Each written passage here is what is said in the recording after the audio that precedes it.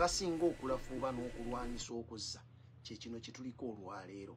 Obuyinza bwaffe nga bannansi bannayuganda bwali butwaliddwa gye byakomekkerera we tuyingirira mu mwaka gwa 1900 ng'abazungu batandise okukola olukwesikwesi ne bakwata amawanga gano agaali ageetongodde ne bagagattamu eggwanga limu ne bakola eggwanga lya Uganda.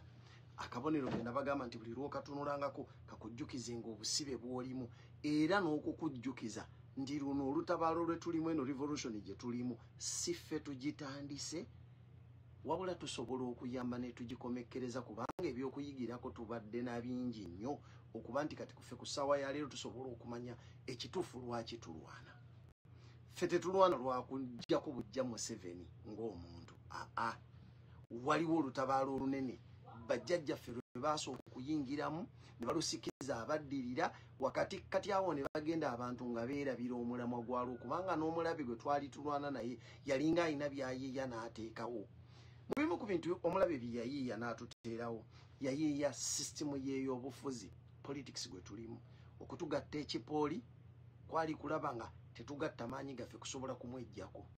Yakimanya nti baagasse twawukana entegeera twawukana enzikiriza twawukana n'ensinza gye tusinzaamu. Kitegeeza mu buli mbeera yonna tuyina ebintu bingi nnyo ebigenda okutwawukanya. Ye ng'ono atunyigiriza asigale nga atunyigiriza nga asinziira ku obwo obuntu oba ensonga ezo ezitwawula nga ffe abantu. Ffe we tujjidde ku mulembe guno nga waaliwo abaaliwo bajjajjaffe Bassekabaka baakulembera then later on bwe tuyingira mu myaka gya 54 awo emyaka gya 5 actually 1905 plus abajjajjaffe abalala n'abantu ba bulijjo baali batandise okutegeera amakulu gaakiri Bassekabaka kye baali bakulembedde okuwakanya. Ne bamanya nti buno si bubadde nti just buyinza bwa Bakabaka bwokka wabula naffe bannansi tujjiddwako obuyinza bwaffe obuwangwa bwaffe butyobooleddwa buli kintu kyonna kyonna nga kigenze kityoboolebwa. Abantu bagenda bategeera then ne beegatta ne bakola okwekalakaasa okw'enjawulo nga balwanyisa gavumenti y'Abakabbulu gavumenti y'Abangereza. Abangereza nabo ne bakola olukwesikwesi ne bateekateeka ebintu bingi nnyo mwe basigala nga batukuulira kwe kuteekawo sisitemu y'ebyobufuzi eno gye mulaba olwaleero gye tutambulirawo ey'ebibiina by'ebyobufuzi ne bannabyabufuzi abasigala nga bakolerera bali bannansi b'Abongereza oba eggwanga ly'Abongereza ebyo ebiruubirirwa bye bakolerera byabali si byaffe. Kati ffe nyaffe Uganda n'atugamba bannange muteekeddwa okulwana obuyinza obwo bukomewo gye muli. Abantu olw'okubanga baatusiba ekikokolo ky'ebyobufuzi bangi bazzenga balwanirira bufuzi bwabwe buyinza bwabwe ye kwetutumula ng'omuntu. Kyova olaba buli mulundi ensonga ze tusinziirako okugamba nti kati twetaaga nkyukakyuka kyusa gavumenti ensonga ezo tezinnaba kukyuka zikyali ze zimu.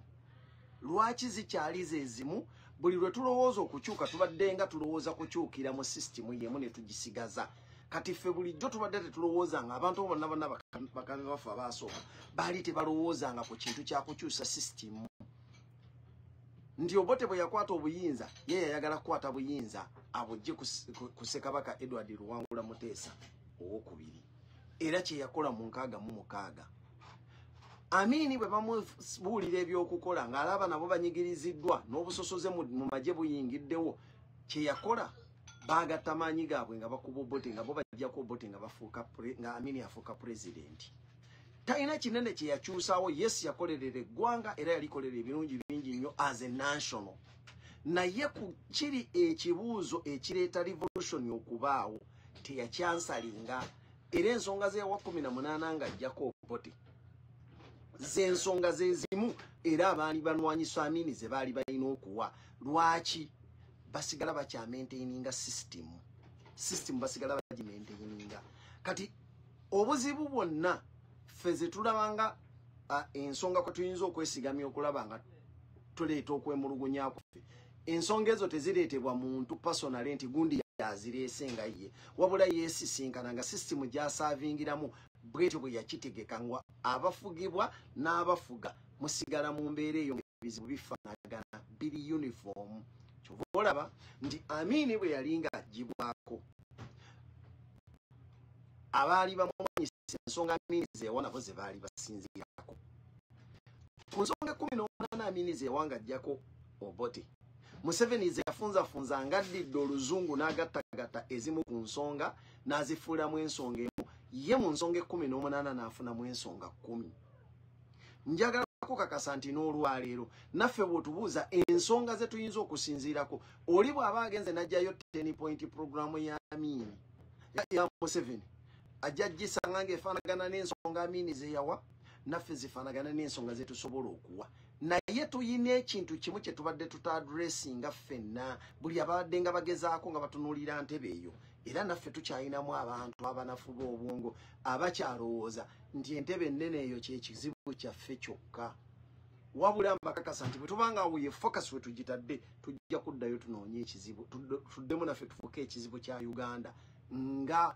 abatukulembedde bwe bazenga babeera asooka kuba mununuzi later on ne mwekanga nga mulina kwenunula kuva ku mununuzi wammwe kati ke kaseera ffe tukyuse ku focus tutandike okutunuulira ensibuko y'ekizibu yeeyo egenda okuvaako okwanukula ekigambo revolution yaffe kyenoonya bulijjo ate bwe mumala okukyanukula eggwanga teriddamu kuba na butabanguko kubanga ebiddibwamu muba mu bifunye ekyokulabirako ssemateeka w'eggwanga ebeera ze bayita set of laws that govern a society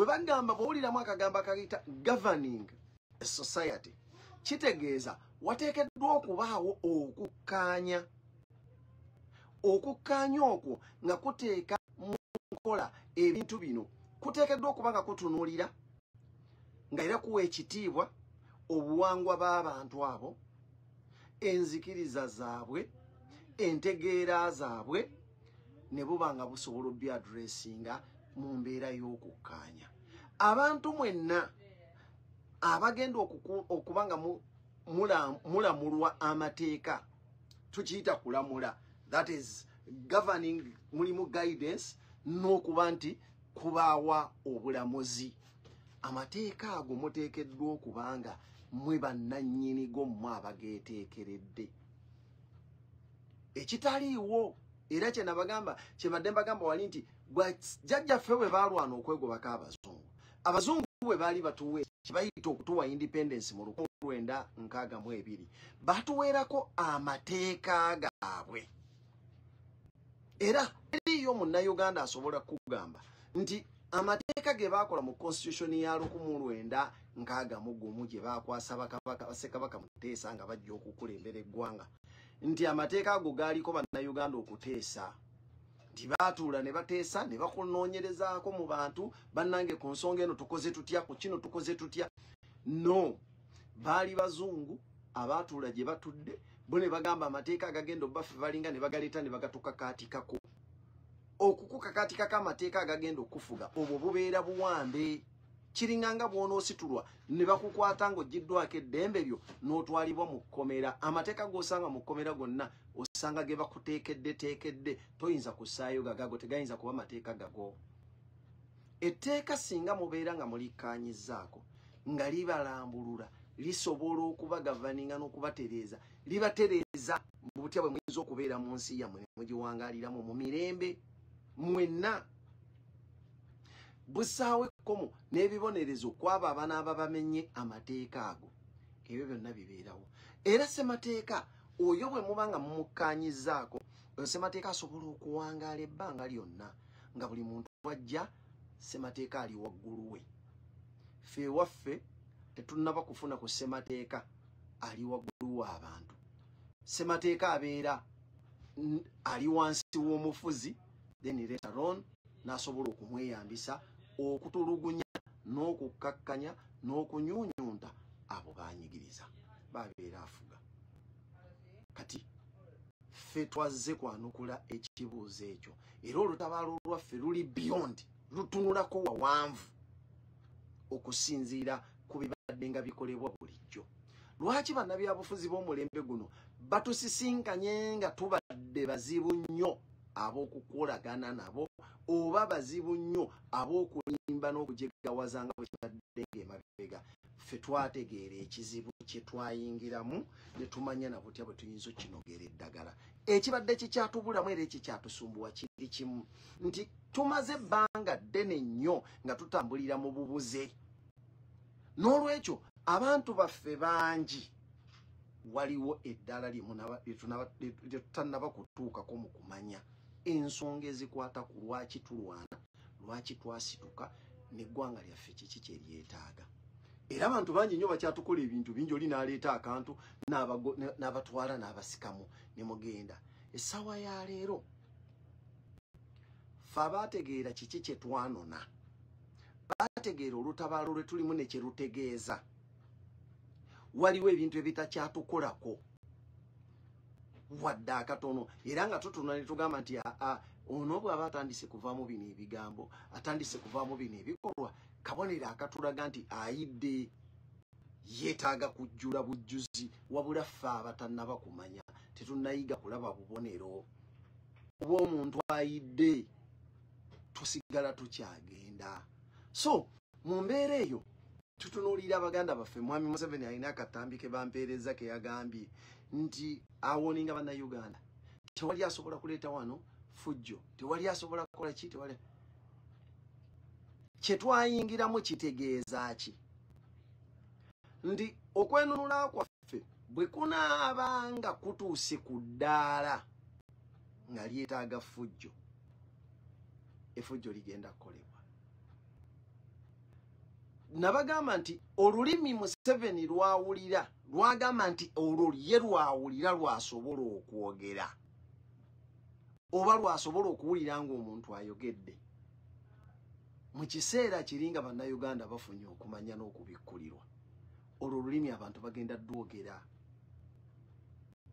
nga bwolaba olwaleero ffenna bwe tukkiriza abantu mu kufa buli muntu mu ddiini akkiriza mu ddiini ye nga bwakkiriza naye eddiini gye nsinga okunyumirwa y'eddiini eyange ey'obusiraamu abantu bangi nnyo balina endowooza era balina enzikiriza ebagamba nti buli kimu kigenda kuba kyogerebwa mu lulimi Luwarabu naye era mu kusomesa era osisinkana yakugamba ndi ne bw'onooba tolumanya Oluwarabu mu kiseera kiri ojja kutuuka ekiseera Katonda agenda kufuula aluwulira era ng'osobola okulwogera so ne bwe mba sisomye aliifu olwaleero ndi kushuwaddiru nti mu kaseera k'ebigezo eby'oluvannyuma nja kubanga Katonda byambuuza nsobola obiddamu other than that tasobola kumbuuza byesiwulire nange kumuddamu byataawulire tugenda kubanga twogera olulimi olwo kati bwe tutyo bwe tulina confidence gye tulina mu luno olutabaalo lwe twajjamu nti gwe ne bw'owanika n'ogamba nti nze sijja kuwulira lulimi luno olw'okwogera obwogezi olw'akapapula terunzijaawo lw'onoosalawo nti luno lwe njagala okwogera olwo lwennyini lwe lulimi lwe tugenda okwogera era ojja dduwulira tokyalina alternative yonna nga bw'agamba abantu nti temukkirizibwa kunkangakanga bw'atalina right ekangakanga nammwe tubadde tuluddewo bulwi lwakuba tumaze ebbanga ddene mu kunyigirizibwa n'okubuzaabuzibwa ekintu kyokka ekisobola okujjamu okutya kwe kukkiriza okufeesinga okutya okwo bino bintu bikulu nnyo mwami Museveni yeewaananga bw'ali master wa violence asobola okulowooza nti master wa violence naye nga bw'akimanyi bwe mubeera mu masomero master wa geography tayinza kuba master wa economics. He is a master in his caliber, but that does not rule out the fact that there are others masters in their calibers as well. Kati ekyo kibadde nga kimuwaga kibalowoozesa nti they can go away with immunity unchecked. Tekisoboka. Mwenna bannayuganda abatulaba n'abatuuliriza gye muli mubulamu ekintu kimu kyokka kyokka kukkiriza nti omuntu akunyigiriza akwata bwongo obwo naye bw'oba tobumuwadde talina waakwata. Bw'oba tomuwadde bwongo talina waakwata. Gwe kikufuga kubanga okkiriza nti w'amaanyi. The moment wokwata ku maanyi go nawe n'osalawo gassaawo, that is when you will determine notegera bulijjo nze mbadde nesibye mu buwambe, nze mbadde nesibye mu buwambe. Museveni yakugamba nti balwanyi era bakugu nnyo mu byokulwana n'emmundu, naye all along amaanyi gaabwe gakola nnyo ku muntu ng'emmundu tugikutte, era amaanyi agaabwe gasinga kubeera felt mu basiviliani, where a fully trained soldier with the arms attacks an unarmed person, namusaka amaanyi mangi nnyo n'agenda najubilatinga.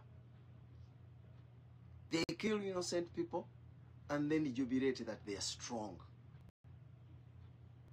However, ekyo kirasinze ebbanga lino lyonna lwa nsonga nti bannayuganda babadde balivinga mu kutya.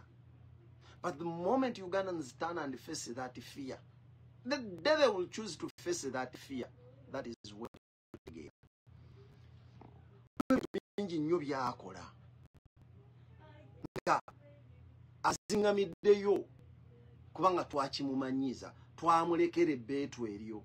When he came in, people thought he was a liberator. They had loved him and gave him a blank check. Nasarawo okwekola byayagadde byonna. He has lived for over 3 decades ng'ali mu eyembeera. He's enjoying the monopoly over everything. Monopoly over everything. Yafuna abannabyabufuzi be n'abaleeta n'abateekateeka ne babeerangawo ebbanga lyonna ng'omulimu gwabwe gwa kukuuma nsi ne bannayuganda nga bali wansi waabwe bo nga bwe benjoyinga. Waliwo akagunde akafaananyi ke batera okukuba nga kalaga abantu ng'abantu bangi nnyo bataddewo emigongo bati bakutamye, nga bannabyabufuzi bataddeko a flat surface kwe bali kiringa ekimeeza, naye nga bo bali eno bafistinga bulungi, bali mu kulya byakulya birungi, bali mu kunywa bulungi nnyo, kyokka nga abawaniridde ebyokunywa bino obutayiika be bantu abasigadde abakutamye emmeeza kweri. Naye nga ekiriwo kiri kimu, ne bw'aba omuntu omu yekka ku abo abayimiridde abakutamye ne bateekawo emigongo gyabwe bannabyabufuzi bano okulya bye balya, omu yekka ne bw'aba nga yayimuse emmeeza etabanguka waggulu. Omuntu omu bw'ayimuka emmeeza etabanguka. Mutwale ekyokulabirako nti wakati mu kubanga tubadde tuwangadde emyaka gigenda mu 10 nga bannabyabufuzi batuzanyira ku bwongo, both abali mu opposition n'abali mu kibiina ekifuga, it only brought one brave person. Nazukuka n'agamba abantu nti abanaye mwetunuleeyo twebeereremu ffenna ebintu tubyekwatiremu. Get involved in the politics of the political affairs of your country. That is His Excellency Robert Kyagulanyi Ssentamu. He woke up one day n'agamba newankubadde abantu tebamanyi, I have to stand against that. Ye yanyenye emmeeza eno. Just recently mwabadde mwogera ebigambo bannange Mau yavuddeyo n'ayogera byayogera.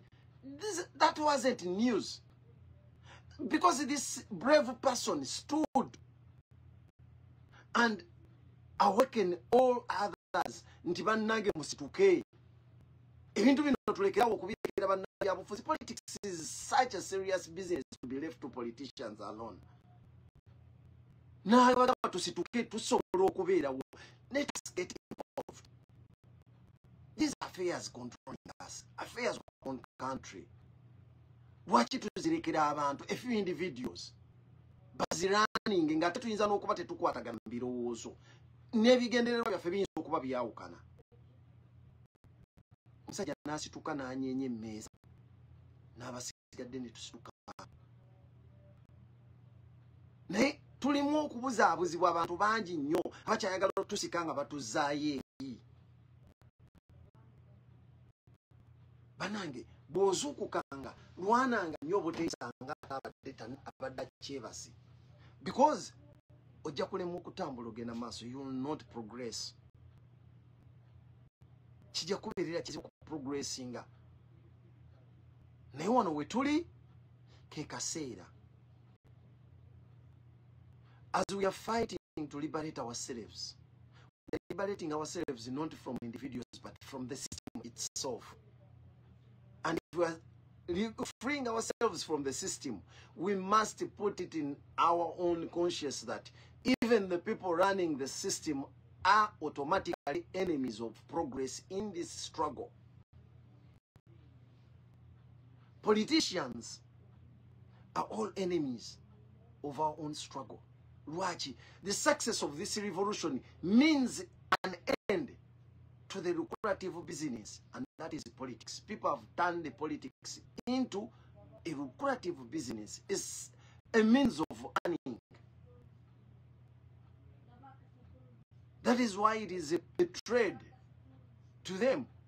Instead of offering service, people just go there to enrich themselves. And that is the main reason as to why people would invest a lot of money when they are seeking a chance to represent you, as they say that they are representing you. Or else, if it is a service, I'm there to offer a service. Why would I bribe you? Why do I have to first give you money to serve you? Definitely, when you was saying, I think njagala kuchikirya njagala kuweereza. Mbasi genda kuweereza mba ngenda kweweereza nina okulikavalinga sente mwali mutwadde mwawo obwongo bwammwe ne mulowooza how these people recover the money they invest in the politics.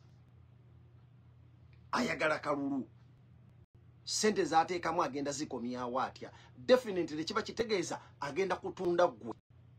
These people are not going to represent you at all. Nabagamba nze omuntu anoonyezeeyo etteeka limu lyokka bwe liti agambe nti bannayuganda okusinziira mu kitundu ky'egindi baatuma omubaka waabwe gundi mu mwaka bwe guti n'agenda abateeseza ekiteeso bwe kiti era ne kiyitamu n'olwoya ne kifuuka etteeka eggwanga kwe litambulira neefuuka poliisi eggwanga kwe litambulira. Omuntu omu yekka bwe mumusayitinga n'ekiteeso kimu kyokka okuva lwe twafuna obwetwaze. Nnyinza okuba mbakasuse wala banji nnyo okuva lwe twafuna obwetwaze ebyafaayo by'eggwanga temubigoberera temubimanyi. Naye akatono ke mumanyi abasinga obungi mwagala kukkiriza mu bwongo bwammwe nti mwazaalibwa ku Museveni era mumanyi Museveni. Maybe that is right, but even if it is the case, ever since the parliamentary system started in Uganda, ku mulembe gwa Museveni sijja kuzzaayo gy'otaali kale, naye ku mulembe gwa Museveni just cite one policy nga bannansi aba constituency ey'omubaka yenna bakeera ku makya najja for consultation ne bamutuma ne bamugamba nti tukusaba kino tugenda okituteesezeeko era tukkaanye ku ekyo ne kiyitamu ne lifuuka poliisi oba neefuuka etteeka kwe tutambulira. Ekyo kitegeeza these people are never and will never be your servants. They come to you with money, they buy your mandate, later on ne baddayo ne batandika tradinga ekyo kye baaguze as an investment basobola okwegaggawaza. Era omuntu yenna ayagala okugaggawala amangu eryo lyekkubo lyakwata. Yensonga lwaki ne bwe tubaddewo nga kaakati bangi abazze nga beerimbika naffe nti tutambula nabo, naye akatengedda bwe katuuka ak'ebyobufuzi bw'asaba kaadi ne batagimuwa avaayo ayogera bikekinike. So omuntu eyategeera kyetwajjamu eyategeera kyetwajjamu bw'amanya nti olwaleero omulundi guno nga tulwana okwenunula tetunnatuuka mbadde nsabye naye ate tuli abantu bataano tuli mukaaga omu yalina okugenda this time fe abasigadde katuwagire enteekateeka endala ezisigadde because tulina olutabaalo olusinga obunene olw'okuzza eggwanga gye tuli. Toyinza kuŋŋamba nti nwanirira nnyo okugenda mu paalamenti naye ate njagala nnyo enkyukakyuka y'eggwanga. Amaanyi ogatadde ku kugenda mu paalamenti simply because it is a paying venture, not because ogenda kusaka ettaffaali mu kulwanirira eggwanga. Ffe ffenna tukikakasa era tukimanyi nti obununuzi bw'eggwanga lyaffe buli mu mikono gy'abannabyabufuzi, ekyo tebakikulimba. There is no politician that can convince you nti asobola okubanga kyakulembeza mu byonna, akulembeza kyakununula ggwanga. So mbakakasa mwenga abantu banna Uganda kitukakatako ffeffe nnyini ensonga zino okuzitegeera kiki kye twanona twagala buyinza bwaffe twagala buyinza bwaffe obuyinza bwaffe bwe tunaamala okubufuna ebintu ebirala ebisigadde tujja kutuula tukanye tugambe nti nti twetaaga kulemberwa bwe tuti twetaaga ssemateeka ng'ali waggulu wa buli muntu ne bannabyabufuzi ssemateeka yekka asobola okukoma ku bantu bamuwadde obuyinza omuntu gwe muwadde obuyinza okubasaavinga ekisobola okumukomako limiti weeyinza okuba ye guiding principle and that is the constitution. We must kitukakatako okukwata ssemateeka waffe tumusitula abeere w'amaanyi naye okumusitula okuba ow'amaanyi tuteekeddwa okuba nga ffenna tukkaanyiza ku ye era nga naye ssemateeka bw'omuwulira buli tteeka erikoonwako litadde mu ndowooza ne lifaayo nti abantu for instance tujja kutunuulira ebintu ebisinga obukulu tugambe nti mu nsonga nga zino eggwanga ebyenfuna byalyo biyimiridde bitya tibiba bwe biti ne bwe biti bwe liba liri bwe lityo ne bwe bityo bannayuganda basobola kubeera nga bafuna batya mu byenfuna by'eggwanga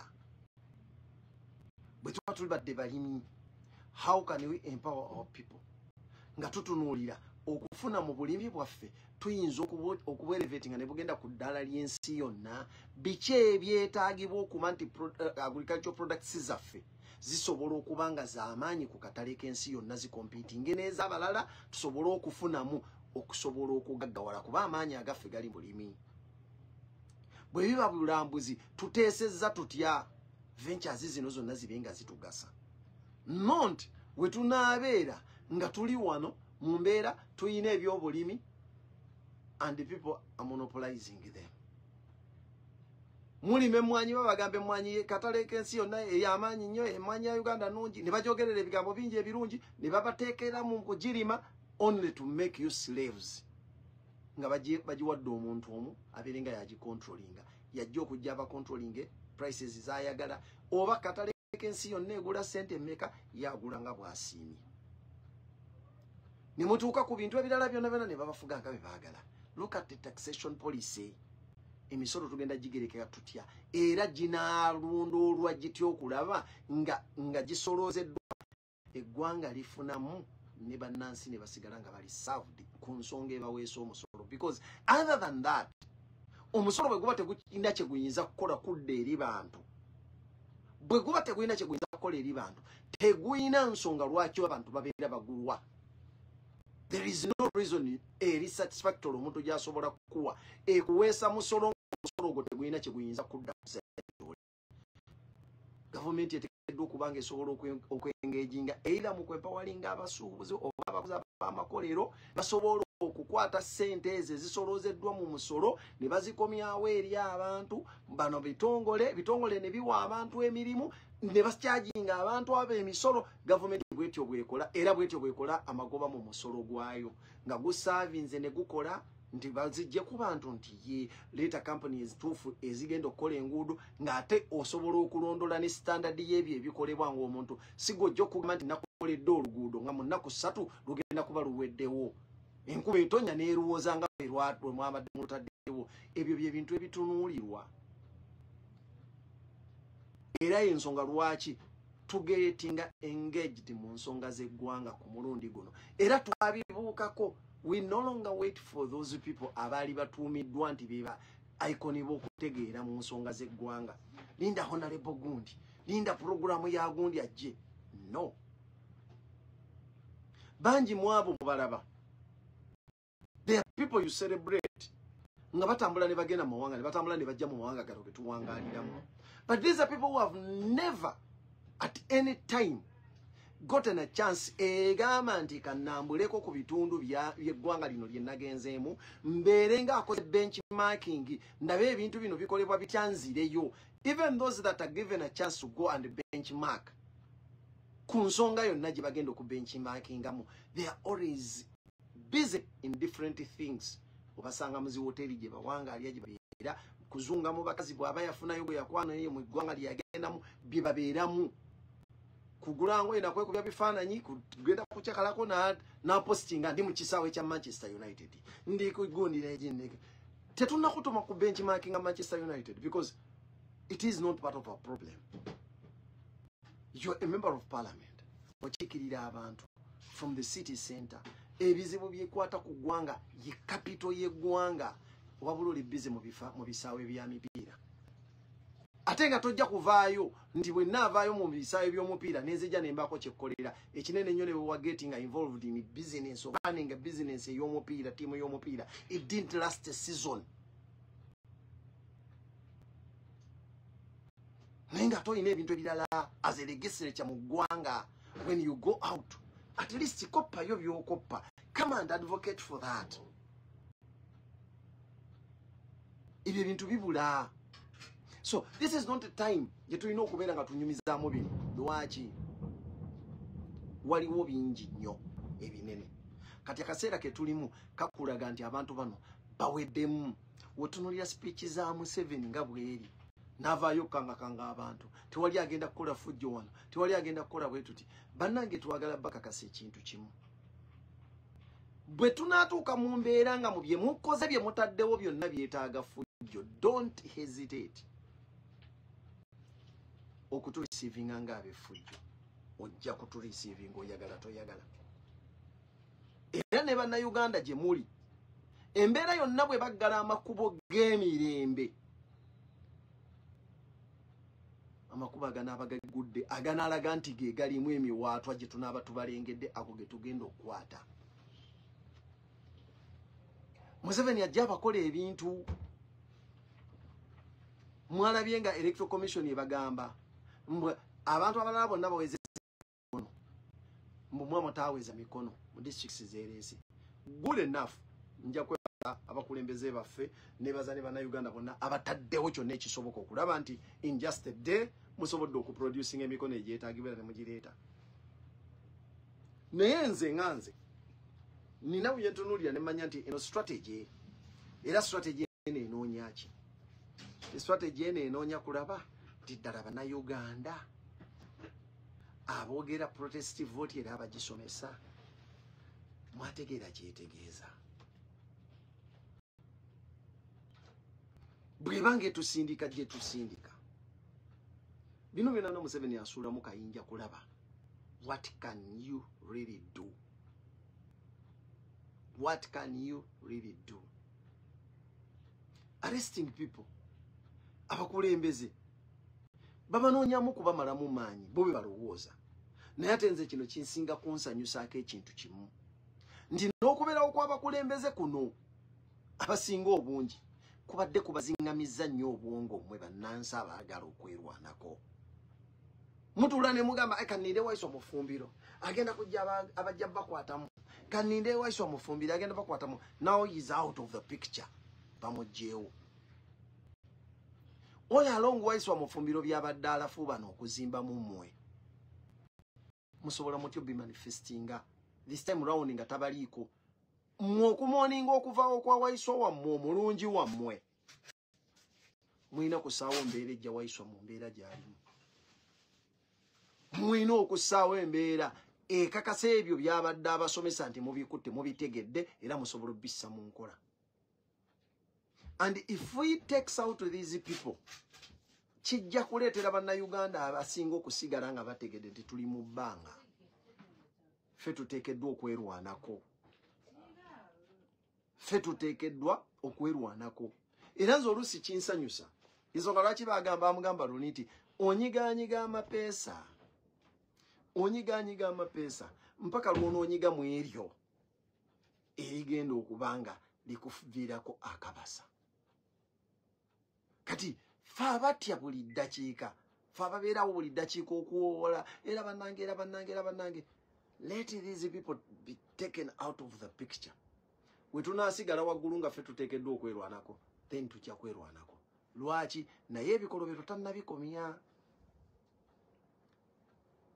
Mwe nabagamba nti mmwe musinga okutuleetera obuzibu mujja ne muyitiriza okulaga omusajja ono nti we tutali temusobola kubaawo. You make us a target. Lwaki nabagamba ekisooka mu byonna nakyemalira yenna qualifying okufuuka nakyemalira asooka kugwagwala asooka kuba musiru bwatuuka ku stage y'obugwagwa bwagwagwa walabe pa wa qualifying okufuuka dictator because taddamu kutunula maaso talina kyalaba talina kiyiikanga talina kyafumintirizaako. Others give up on their own lives. Natukanga gambe kye bankola kye baba bankola. We muba muluddewo ko kimukola, they survive on time. They will appreciate the time gye muba wadde. Mubanga limumalanga muluddewo ko kitegeera nti nonno munnaffe yeekyawa yeevaako. Kubanga omuntu ateevangako, you don't kill people bolowooza bw'ogenda okukulembera. Because any leader would love to see a very big congregation ey'abantu bakulembera. Then you cannot start eliminating them. You would not be a good leader when your people are suffering. Any good leader would appreciate buli lwatunula ku bantu be ng'alaba smile. Basanyufu. Ate weewunye n'okusabira okusabira. Emikisa n'obuwangaazi. But these people, mumujja ne mubaana abantu bannange bebakwata ku gundi bannaye bakwata ku gundi omuntu mumuzannyirako ne mumufuula ekyokuzannyisa ne mumuteeka mu tageti oli aba musiru asobola omukwata n'amutira ddala kubanga baŋŋambye bwe muttanga revolution ngimaze. Don't give that to them. If we want to safeguard ourselves, let us all be equally responsible for this matter so that omulaba abulwako gwanaakwatako. Naye mwe temumwa identifyingira nti oyo nono kwe tusibidde. Nasanyuse nnyo president alina gwe yabadde ayogera naye ku kitebe. Kavidi yako katambula kaliko katundu ake baakutte. Olina abagamba n'amugamba ndoza yamugambye nti abasajja bankuba ku lulwo n'amugamba nedda. Byonna bye baakukola tebaabikukola ku lwange. Baabikola ku lulwo. Baabikukola ku lulwo so si ku lwange. Lwaki? Singa nvawo n'enfa. Oyina obukakafu nti bayinza okuba nti bajja kuddamu kukola bintu ebyo. Nyinza n'okuba nga bwenvaawo bagenda kukola n'ebiri waasi. So it is high time okutandika okumanya nti olutabaalo luno lwaffe ffennyini. Tuleme ku transferringa buyinza eri bantu. Tuleme ku transferringa buvunaanyizibwa eri bantu buli ddakiika. Respecting leaders is good because any organization without leadership teba nnungi. But in this revolution, leadership is meant to offer guidance. Yes. Pointing us in the right direction. That is right. But in matters pertaining to the revolution and the pursuance of the goal, every one of us is equally responsible. Tukkiriza mu bukulembeze bwaffe n'abakulembeze kubanga baliwo okutuyamba okutulaga nti tuli abantu abeeteeseteese era abategeera abagunjufu. N'ekirala okutulaga mu kkuba ettuufu nti waayeno temukyamayo tukwate wano tusobole okusigala nga tugoba omulamwa gwe gumu. Naye ku nsonga y'okugoba omulamwa gwe tuliko ogw'okwenunula, gwe nange twenkanya stakes ku ggwanga, eggwanga tulibanja kyekimu nalyo litubanja kyekimu, tewaliwo gwe lyayawulako. Nabagamba akantu kano mukategeeri kyabulabe nnyo fe okukwata obuyinza ne tutandika okubusonga mu bagundi nti gundi bye balina okukikola bagundi bye balina okukikola. Ensobi eyo tuzze tugikola yasinga kukolebwa mu mwaka gwa kubanga abantu abasooka okulwana bwe babalekera mutegeere bwe baleka abamu ku basajja abaali ab'amaanyi ne bateekawo embeera ennyo mu kulwanyisa abazungu n'okubakaayanya. Abalala ne bakola omulimu munene nnyo mu kukonvisinga bannayuganda okukkiriziganya n'abazungu bakke. Etteeka ly'ettaka bwe lyajja eryasooka bagenda okutema bo baabagabanyizaako. Era mubalaba nti gundi osanga mayiro z'ettaka ez'egindi ezo za famire ya gundi yaba Hope Mukasa. Eyo famire ya gundi tebakola ya Sapulo Kagwa. Tebalina mulimu munene gwe bakola gwabaweesa kiri. Abamu ba putting up resistance government y'abazungu n'eraba nti abo bajja kuzuukusa abalala. Abalala baali ba collaborators aba conspiring ne basigaza nga bakkirizisa bannayuganda okuguma n'okunywerera wansi w'abazungu. Okuba appreciating ne babawa amataka ago ge mulaba baabawa. nayo litajja kulimba nti jjajjange lino ettaka ddene lye mulaba twalifuna lwakuba twalwana nnyo mu lutabaalo lw'egindi. No, omulembe bwe guzze gukyuka, ba Museveni bagenda okujja mu kinaana, abantu ne beesamba okugenda mu nsiko, because it was one of a kind that had first happened mu bantu. This time round nga basigadde balwanira from within. Muve ku luli we baali balwanyisa Amini nga basinziira Tanzania, ng'era baliko amagye ga Tanzania agabawaga. But this time round it was Ugandans abali mu Uganda, era obuyeekera ne babukola mu Uganda. What did they do in return? Babakwata oyinza mu kinana mu mukaaga. They got entitlement. Ne batandika okutwala ebintu nga bwe baagala. Tebabuuzibwa kibuuzo, akubuuza bwe twali tulwana mwaliwa. Bwe twali tulwana mwaliwa. We are not meant to repeat the same mistake that our forefathers did. Bajjajjaffe abaatusooka eyo y'ensobi gye baakola, ba Museveni kwe basinzidde okukajjala. This is an opportunity on a silver platter. Gy'oli. All you need it is to raise your voice, raise your awareness, and please make sure that you pass on the message to the others, so that we all get involved mu kino. Tusobole okwewala abantu nga tumaze okwenula abagendo tugamba nti bwe twali tulwana mwaliwa. Nkitya nnyo nze nganzo mu kufumiitiriza kwange, kubanga bwe ngenda okwetegereza ntunuulira abasajja abaasooka okugamba nti balwana, baafuna amataka amangi, basaapuloka kugwa mu balaba. Mwena abamanya family ezo muziwulira ezagamba nti zaali close ku bazungu n'okulwana n'okuconvincing abantu okukkiriza abazungu bye baleese.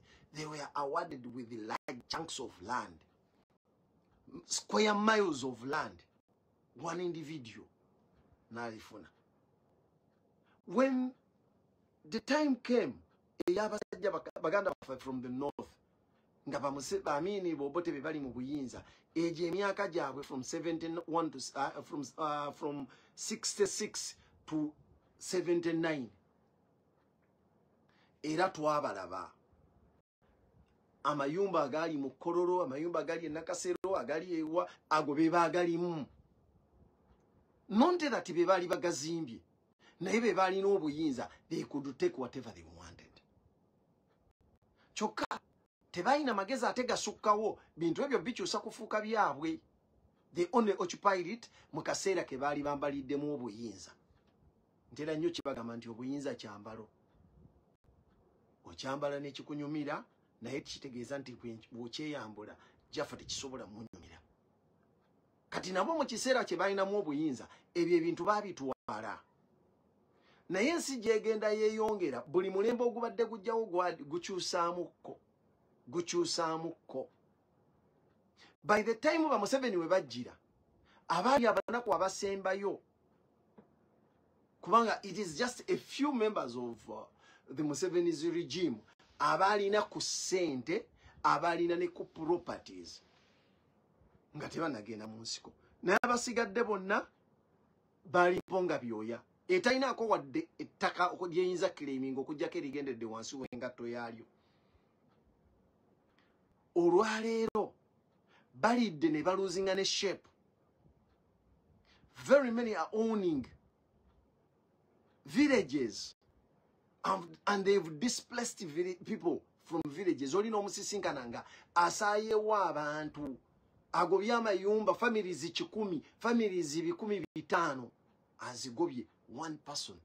N'omubuuza ku mulimu gw'okola munnaffe, how have you been able to accumulate this amount of money okugula abantu bano, kubanga you can own a village?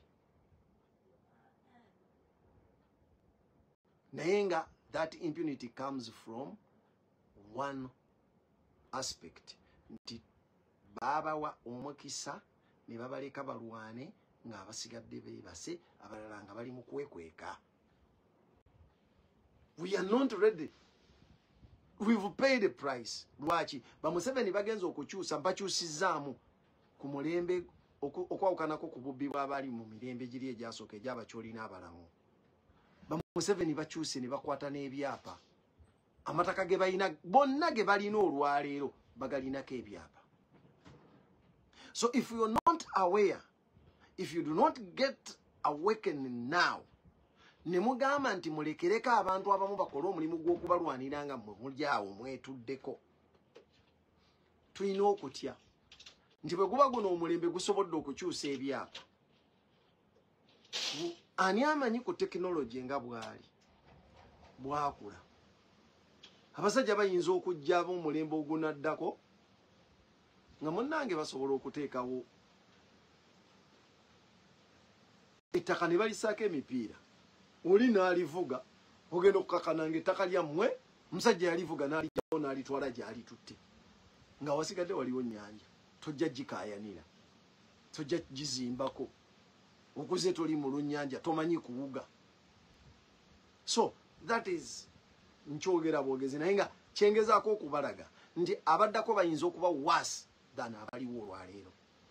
That is if we do not get involved, if we do not fight. If we do not get involved in this fight, we shall even fear to stand in front of these people and demand for anything. We shall even be afraid of questioning them. Nebye tunabanga tulabye nga bikyamu. Lwaki bwe babadde balwana twetuddeko ne tubalekera omwagaanyo ogwo. Kati gwe olwaleero munnayuganda aliwo okufa n'obutanyagwa kyekintu kye mulina okumanya. Nakyemalira atuuse ku kiseera ekisembayo. It is up to us to read to him that story. Bw'aba abadde agiwandiika kitukakatako katifu okugimusomera.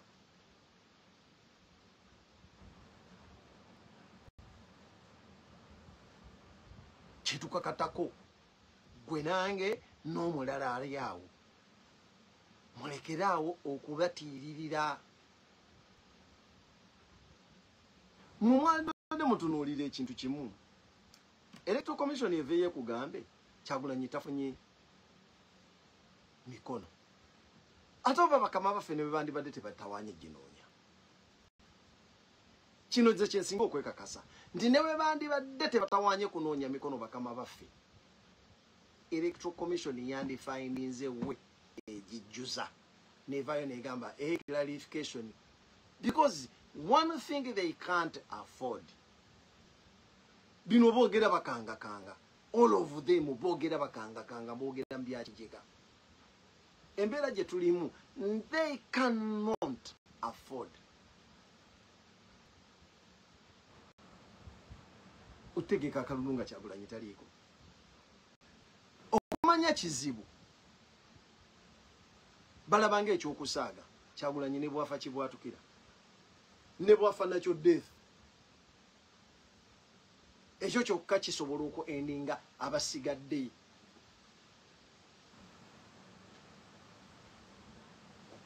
Eddaala ly'okumalaga kera ku makya nti afudde ebyekijega.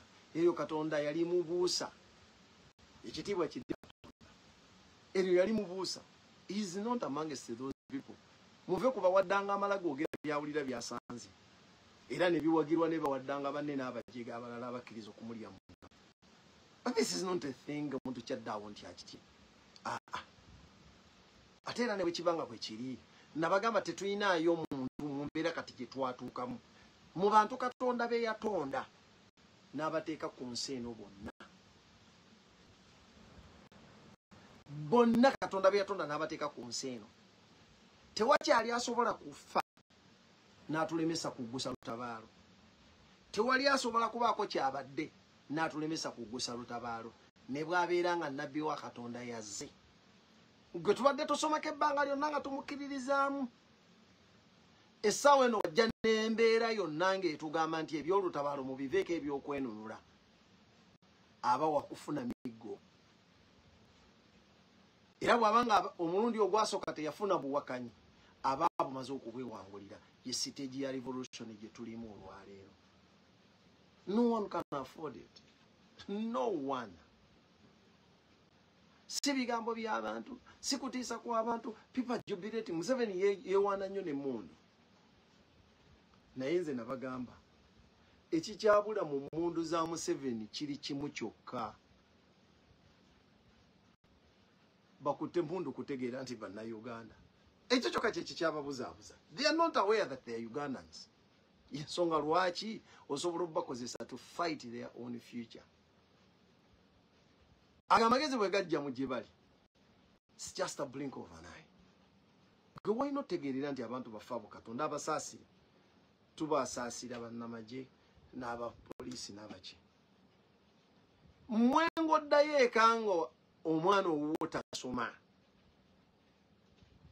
N'oddayo eka nga omwana we yalwadde, jjajja we yalwala, bali mu malwaliro ewatali malagala.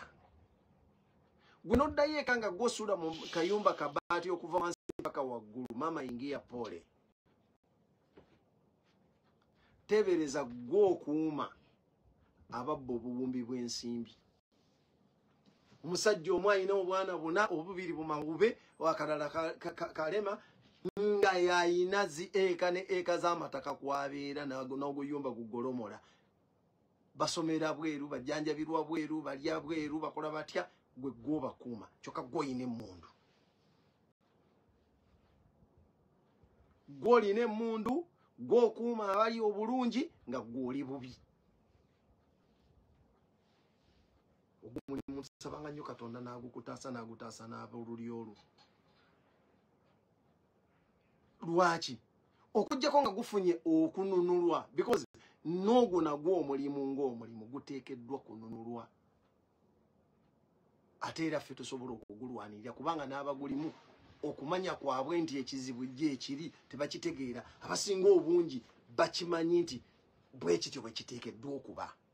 Obulamu bwe batyo bwe bateekeddwa obuliivinga.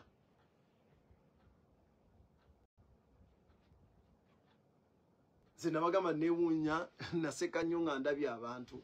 Abakyala beekalakaasa, abakyala b'abapoliisi, bannange tusula bubi, embeera gye tulimu, amazzi tegaliiwo, abaana baffe bajja kulwala, wololololo. Abakyala bwe beekalakaasa basindika babba baabwe mugende mubakube. Nabo obujege obusemba ne babakwata ne babakuba. Kati these are the people we are dealing with. Bebakozesa only to frustrate their own future and the future of their children. Kati bo bwe batyo bwe bali, abo nabo beetaaga kununula, naye nga tukikakasa nti ako kaseera buseera. Emmundu ezeewaza Museveni zikwatibwa bannayuganda. Majority abakutte emmundu ezo bannayuganda. Akabubi kasitaka n'abasiimuuka ku bwongo bweppa, be rest assured emmundu ezo okudda ku ludda lwe muliko. Yensonga lwaki ffe tetuyinza tawaana kusolistinga mmundu nti tuzinoonye. Era tosobola tusangamu ebyo bintu bya kijega nti tunoonya mmundu zaakujjako Museveni. No. Tunoonya za kimuleda aziguze eziri awo. Ye nnyini yazeegulidde. Olumba olugenda okumutwala ye nnyini yalweteereddewo. He has made all conditions possible for him not to escape. It is only a matter of us realizing the gravity of the issue, then tujiteeka mu nkola. We capitalize on it. Twagala bategeeza ebibaddewo babireeta okubakanga, but don't get scared, Ugandans. We should not run narratives z'aba n'abasajja. It is high time tutandika oba treating her with contempt. Kira gavumenti Kyagulanyi towezezza mikono, yes ffe tutambule nga tugenda maaso n'abantu bategeeza nti nnaku z'omwezi bwezi tugenda ku registering, tugenda ku nominatinga, era tugenda tutandika okutambula gye muli. If the worst comes to the worst, fene bwokera ku makya n'ogamba ekibiina nkijjeewo. Nze ebibuuzi mbiwulira abantu nga babyogera. Naye nina ekintu kye nagamba. Banneewaga ngenda kusuula Nuupu. Ekibiina kya Nuupu ngenda kukijjawo. You can. Ekibiina kya Nuupu is an entity registered by the regulating body, and that is the government. You can. You can scrap it anytime you want. But what you can't touch, gwe mutima ogwaffe ogw'abaagala okununula. And no one can own us. We own National Unity Platform. National Unity Platform does not own us. So if you're scared of National Unity Platform, obwongo bwo bufokasinze wakyamu. Fit work on a national unity platform, we can come up with another issue. And before national unity platform, we were an item. In the matters pertaining the country, we were together like this. We were the people power. Era tukyasobola okuddamu ne twashuminga eyo amorphous state ya people power. Kitegeeza fe okwenunula kwaffe kugenda okulabikira we tugenda okufubutukira. It is only fools that thought that tusobola okutwala Nuupu ne tujje owninga. Kitegeeza bonotwala Nuupu kitegeeza n'abawagizi bayo no batwaliramu. I think it is high time tutandika okumanya what matters most of the two things. Do you want the people in National Unity Platform or you want the party? National Unity Platform. To you, what makes sense in as far as the struggle is concerned? Is it the party or the people?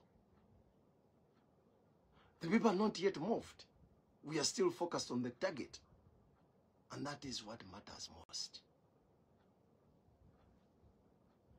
Cheche ali kibakayanya n'obukofiira, okayanye ne kkala za Nuupu, okayanye naki, naye ne bw'ojambala ready. Obukofiira ne bw'obutujjako. Buno obukofiira okujjako omuntu nga mujega bujega, bukuyamba nako okusobola otwa identifying nga bukyali. Naye bw'obitujjako, nga tosobodde tujjako kino mu mutima. Kkiriza obagaana. Joko mututeeka oyagala tusigale mu isolation. We are very, very strong mu isolation than ngo tulese ne betu litambula. Mundeyo mujjukire campaign za 2 mugumu. President bamugamba nga twali mu COVID, bamugambye nti jogenda mu consultation muina kubeera mu indoor. Mu indoor tetukukiriza kusukka bantu 7 nti ye naga tukigumidde katusasule tugenda kutwala tulaba abantu 7. Only 70. But because these people didn't know what to do, they ended up nga message bagifudde ate egenze netuuka ku bantu bangi nnyo kubanga wali obadde oli meetings abantu ng'omuntu agenda kwogera n'abantu 7 bokka. Kyokka n'ensanvu n'ogitya n'ogamba kamulemesi n'okola kyakaali watya gaasi mukutte bantu mukoze mutya n'atagendayo kusisinkana 7. N'olekera abantu bano bonna abasigadde bokubye mutya gaasi bonsanyalazza emirimu gyabwe ye kiki ekibaddewo ndi anti Kyagulanyi abadde agenda consultinga wali ye abadde agenda gamba biki. Then netalonga kimwetaagisa kujjanga bwendi kasimu kange essaawa ya leero n'atula nannyonnyola eggwanga kyabadde agenda oddigamba. No spreading, no chance message to spread it further than we yandigenze nga togiyingiridde. Agenda kusisinkana abantu mu campaign trail mwali mu biraba. Ekkubo lye bagambye nti alina okuyitamu n'oliteekamu amagye olw'okuba abantu bamulindidde waawo. Kye mutamanya mu bwongo bwammwe nti ono avuddeyo n'ajja okumulinda. Abamanyi gwalinda era gwayagala okulaba kye kimujja gy'avudde ajja amulabe ku kkubo. Ate abatakitegedde abatakifuddeeko bo nga basigadde mu nnimiro zaabwe balima. You end up diverting them obakwase amakuba amalala gye bagenda ate ne basisinkana ababadde batabiriiko. Bali boolemesezza ne babeera anxious. Omusajja atulemesa ati omuntu wafeera bamutidde bakoze batata ate n'omutwalira ababadde batabiriiko nabo ne bamutegeera. Nobanga gwe mu buli kyokola ke kalike nabagamba nti Museveni ali mu state bagiyita bwe mbulira nfa bwe nja saamirira nfa. Olemesezza ono okutambula okuyita ku street kwe yandiyise kubanga waliwo abantu abamulinzeewo n'omusindika eri ababadde batabiriiko nga bali mu kulima kwabwe okukakana nga bamulabye. Gwe wennyini nyini no publishing omuntu lwa mbeera yakutya kubanga gwe simanyi buba butiitiizi. Obubakubye obubasibye obubakola ki butiitiizi. Olaba bukeera ku makya after 30 years nga gwe wakeera no introducinga mukyaka n'omuyigiriza abantu nga tebamukusabye n'otuuka n'okugifuula ekkatala mandatory eri omwana agenda okuyingira university olina kusooka kukola mukyaka. We had not asked for that. Kalate sawa ya lero sisinkanya abamukola nti ate tugenda bakwata lwaki mwagenda mu parade eyo obongo bubakadiyeko mwe bannayuganda mwe abatanategeera. When you look at these people, the likes of Kuraije nga ayogera mwandi badde musasira bwongo bwabwe. One time ababaja bagenda batulikira kawo ngomu mutadde mugundi abatulikeko yeyambule engoye nga agudde eddalu. Lwaki? They are not even aware of their own policies. Ebyabwe bye basimba tebamanya lwaki babisimba. Essaawa zino bitandise okumeruka. Kuba abantu bamugamba wayi totwala abantu twagala kuwagiriza abantu baffe bya mundu lwampaka n'abiremezaawo nefuuka polisi. Obisomesezza. Era n'abasekerera nga mugamba kati mukayanya abakoze parade nga ne parade mu abazi basomesa. What about buno obwana obuto bwe tulaba mutendeke okkuba emmundu obwo bwe bunaakyuka bunaakola butya? Mutandika okulowooza ngako mu bintu bino nga mubikola. You wake up eggwanga toyina mirimu toyina bantu wogenda bateeka oddidde ababbi ababadde bakuba abantu obutayimbwa abakwata abantu embadiya obatendese emmundu obakomezaawo mu bantu tobawadde mirimu. Gwe tebereza abadde omubbi ng'abulamu sikiru ya mmundu omwava erinze skills z'emmundu. Then what do you expect next? Lwaki gandi violence increasing mu ggwanga? Mwe bennyini mwe basirikale mwe government mwe muli mu buyinza okedde ku makyo oyagala kukwata Jaffa. Lwaki ate bw'ojja owamba muwambe? I think it would be wekkiririze mu gain that confidence yekkiririzaamu.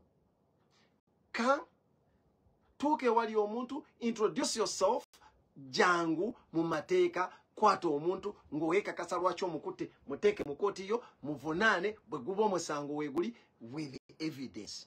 But you cannot keep a person in court. Mchanoonyereza then onoonyereza wakutte wakinga n'okunoonyereza tomanyi lwaki tomanyi omukwata. Okyanoonya kunoonyereza ate okwata muntu. Obwo bujega butiitiizi. Bwe baleetera okukola ebintu mukole yeyanga dibyenga lyenga embwa etunda omuzigo.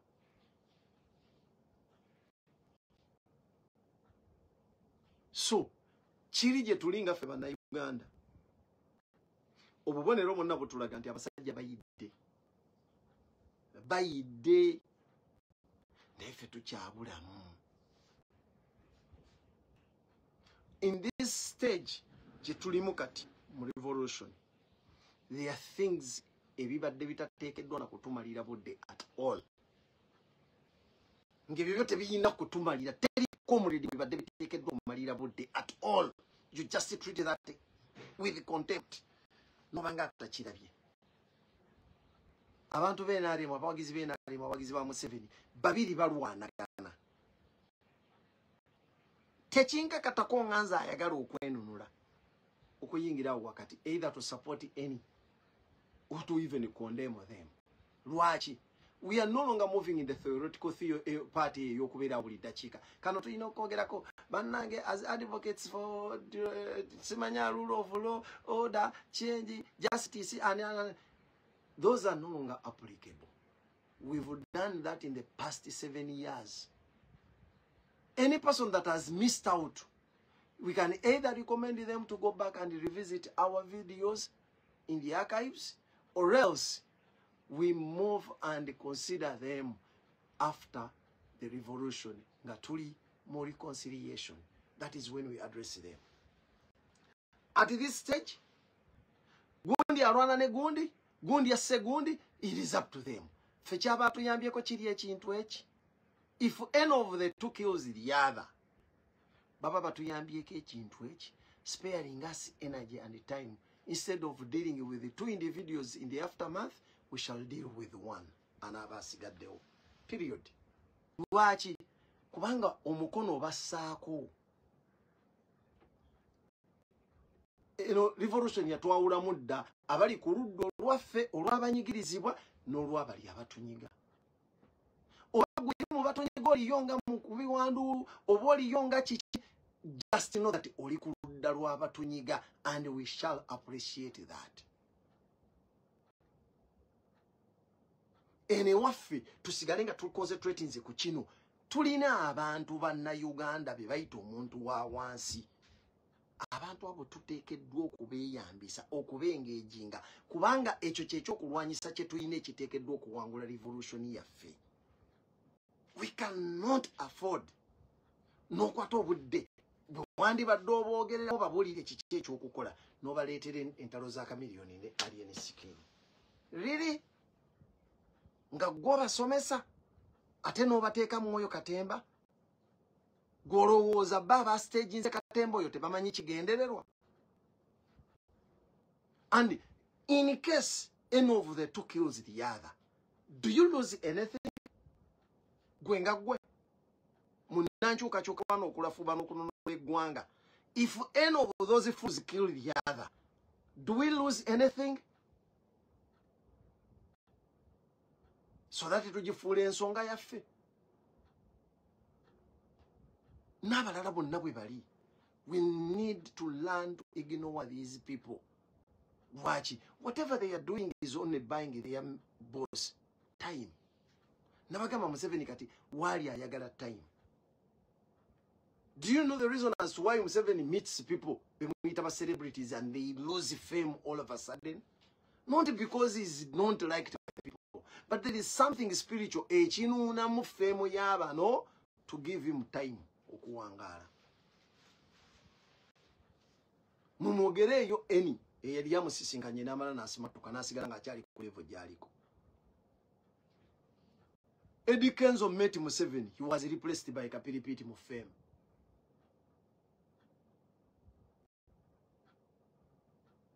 Bannalulungi monna abagenzeeyo, where have they ended up?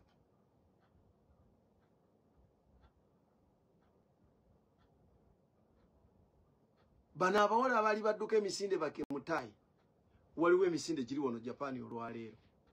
Just a few days ago. Batandise emisinde agikulembedde bulungi round rap esooka ey'okubiri ey'okusatu ku y'okuna yatalantuse butalantusi n'agwa. Nga teri amwekoonyeeko teri akoze ki abadde akulembedde yagudde teyamazeeko ng'ebula omulundi ogwo talina nawaddamu kulabikira. Naye nga yali adduseeko n'ateeka eggwanga ku bunkenke ensi ku bunkenke n'akola ne record. Essaawa ya leero after meeting Museveni wawaali akyawangula luddawo. Agenda yitaawo nga mulongoose muliddamu omuwulira ng'agudde. So mmweyo y'embeera gye muliko abantu ng'abo beeyonoona mumubonoonerako nammwe obudde bwammwe n'osisinkana komuleedi ayonoona obudde annyonnyola nammeera abadde mutuufu era maama nammeera oli mulungi kakati gwokoze bote. What is the difference between nammeera and the other fool gwalwanye naye? And what do we lose or what do we gain if any of the two has injured or killed the other?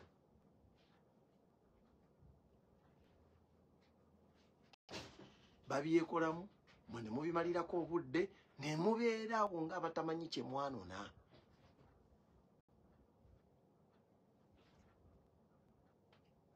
So baganda bange nze nja kubasaba naye ebintu ebigambo ebyo byetyogedde bannange tutegeere kye tulina olwaleero mu stage gye tulimu.